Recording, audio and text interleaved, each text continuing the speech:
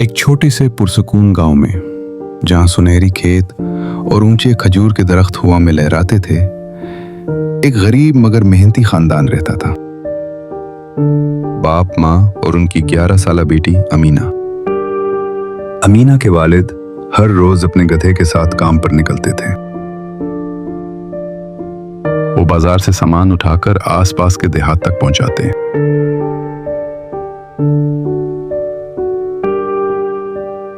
अमीना की माँ एक खामोश और साबिर औरत थी। वो दिन भर खाना पकाती, सफाई करती, पानी लाती और घर को संभाले रखती। जिंदगी मोहब्बत के साथ गुजर रही थी। हर सुबह वो अपना पुराना बस्ता उठाए गांव के स्कूल जाती। उसका ख्वाब था कि एक दिन डॉक्टर बने, अपने वालिदैन की खिदमत करे। मगर बाप के दिल में एक साया हमेशा मौजूद था।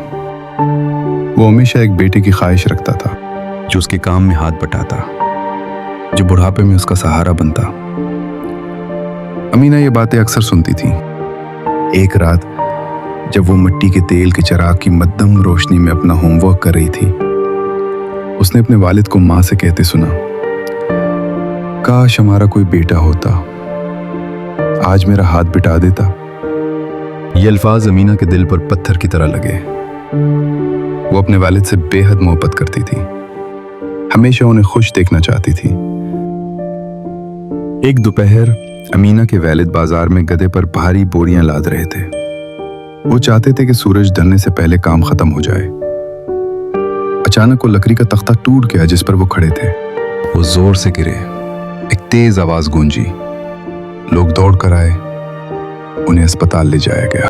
डॉक्टर ने कहा, उनका हाथ टूट गया है, कम से कम 3 से 4 हफ्ते मुकम्मल आराम करना होगा। उनकी वाहिद आमदनी खत्म हो चुकी थी। अगले दिनों में घर और भी खामोश हो गया। खाना कम होता गया।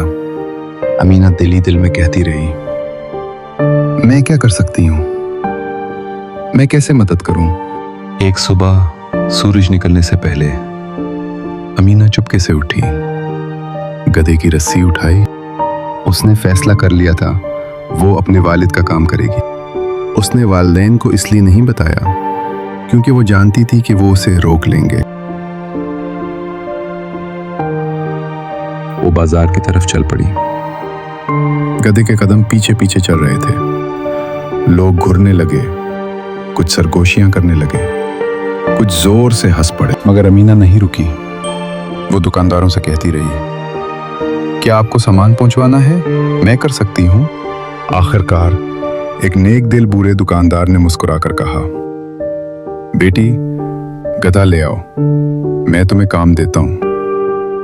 उसने हल्का सा सामान दिया और पूरी मजदूरी दी। अमीना की आंखें खुशी से चमक उठी। उसने रोटी, दाल और सब्जियां खरीदी और घर की तरफ चल पड़ी।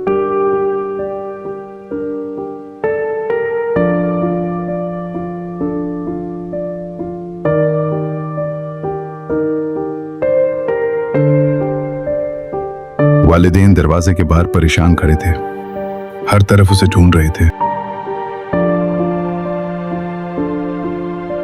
जब उन्होंने अमीना को गधे के साथ आते देखा, हाथ में खाने का सामान और चंद सिक्के देखे, तो वो साकित रह गए। बाप दर्द के बावजूद घुटनों के बल बैठ गया। अमीना, मेरी बेटी, तुमने ये सब अकेले किया? अमीना ने खामोशी से सर हिला दिया। बाप की आंखों से आंसू बहने लगे। अमीना बोली, बाबा जब तक आप ठीक नहीं हो जाते मैं ये काम करती रहूंगी। बाप ने कांपते हाथों से उसे गले लगा लिया। मैं गलत था, मुझे माफ कर दो। मैं समझता था कि सिर्फ बेटे ही वालिदैन का सहारा बनते हैं, मगर आज तुमने साबित कर दिया कि बेटियां किसी से कम नहीं, बल्कि अक्सर ज्यादा मजबूत होती हैं।